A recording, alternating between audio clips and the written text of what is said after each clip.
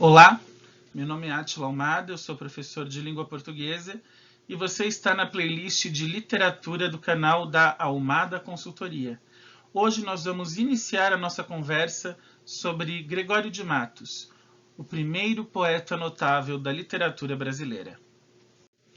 Gregório de Matos nasceu Gregório de Matos e Guerra, mas entrou para a posteridade apenas com o primeiro sobrenome.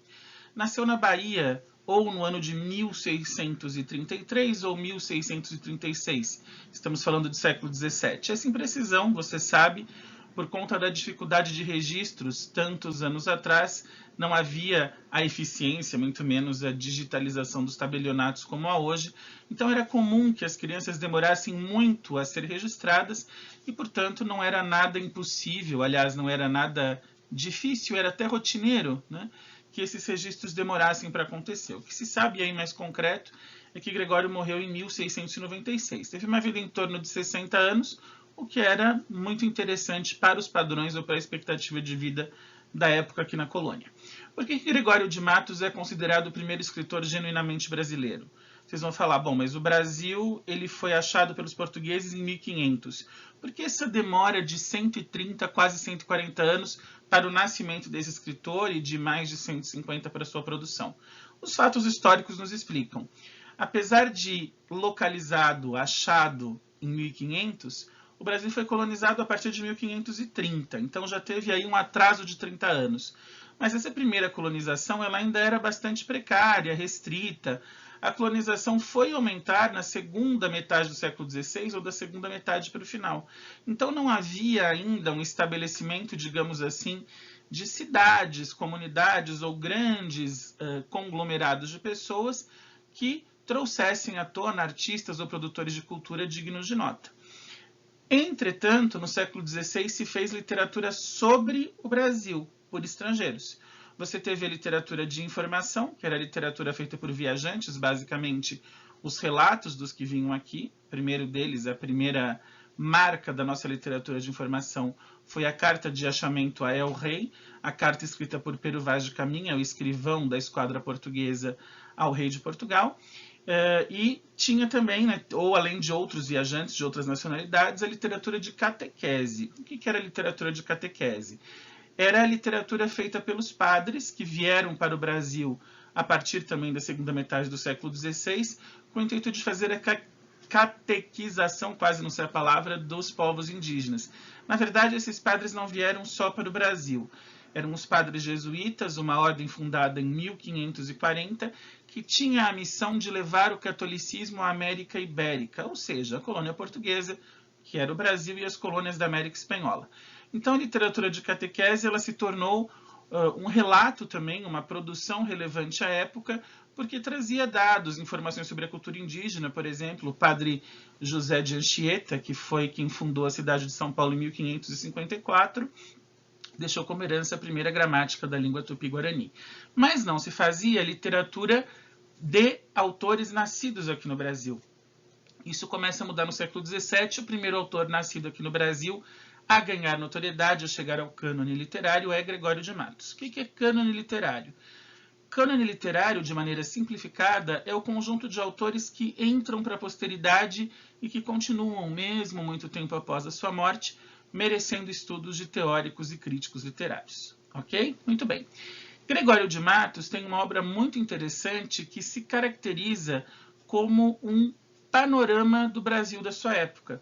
Por ser o primeiro autor nascido no Brasil a alcançar notoriedade, ele, nos seus poemas, conseguiu traçar um panorama que falava um pouquinho da política, um pouquinho da religião e um pouco do comportamento humano, do comportamento social da Bahia. E por que a Bahia? Porque o Brasil, nos primeiros séculos de colonização, viveu aí o ciclo do açúcar, que era muito mais ao nordeste do que ao sul e ao sudeste. Tanto é que a primeira capital do Brasil foi a cidade de Salvador. Gregório de Matos tinha um apelido que era Boca do Inferno. E muita gente fala, ele era um transgressor, um rebelde, um cara que queria explodir tudo, ele era um fora da casinha, um louco, ele falava mal de todo mundo, por isso que ele era o Boca do Inferno. Isso é mais ou menos verdade, eu explico por quê. Ele falava mal de todo mundo?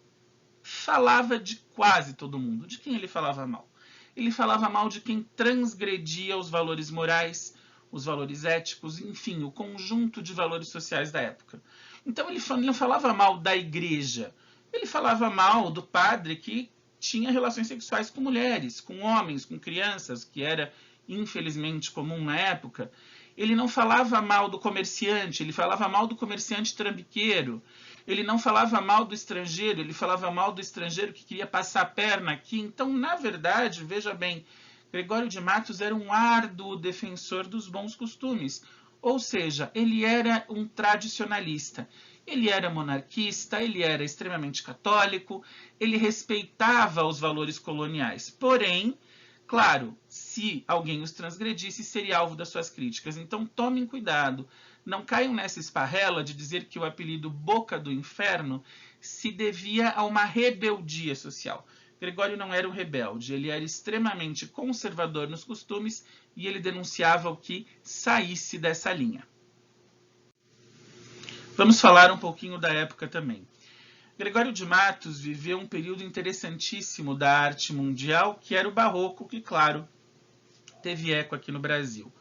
O Barroco foi uma arte chamada de arte do conflito. O Barroco registrava nas suas formas artísticas, sejam a poesia, sejam as artes plásticas, enfim, sejam outros tipos de arte, o conflito de um mundo que começava a oscilar, que via os seus paradigmas, digamos assim, milenares quebrados.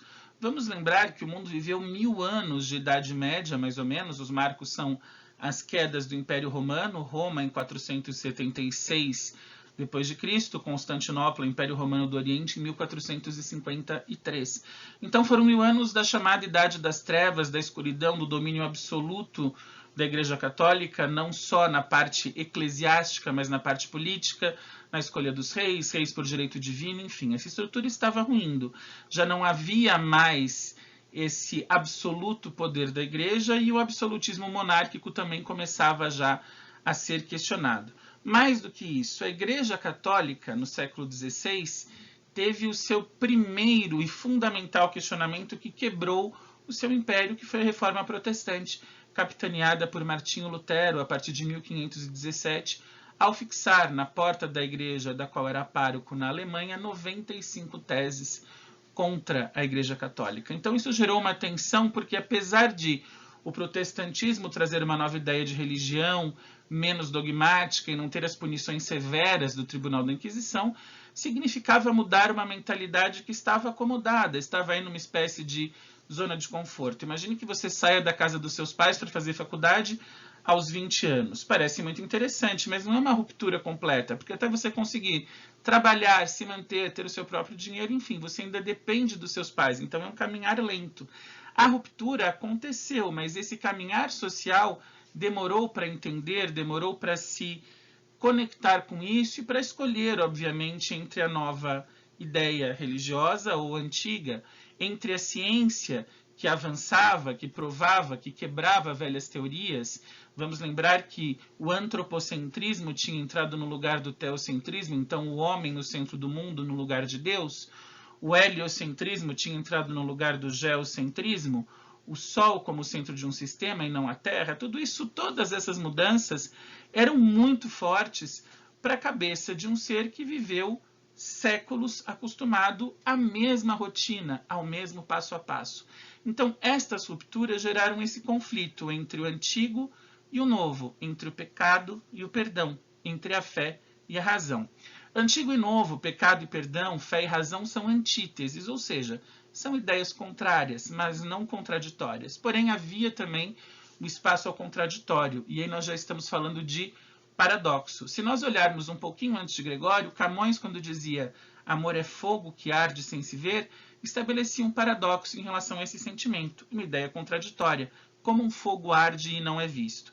E esses paradoxos, essas contraditoriedades, se espalharam por todo o comportamento do homem barroco e geraram um tensionamento social, artístico, político e religioso. Portanto, esse tensionamento e essa dicotomia que se estabelecia entre a manutenção e a ruptura, ela se espalha por toda a forma de viver e ver o mundo do homem barroco e por extensão na arte. Gregório de Matos sente muito isso na sua poesia, nas 3 vertentes em que ele escreve: poesia religiosa, poesia lírica e poesia satírica. As 3 vertentes de Gregório, porém, já são assunto para o nosso segundo vídeo, para a gente começar a explorar um pouco mais a obra desse grande poeta brasileiro, desse retratista por meio das palavras do seu tempo. Se você gostou desse vídeo, considere se inscrever no nosso canal, ative as notificações, siga também o nosso Instagram, Almada Consultoria, envie dúvidas e sugestões de pauta para o nosso e-mail almada.consultoria@gmail.com. Eu vou ficando por aqui, um grande abraço e até a próxima.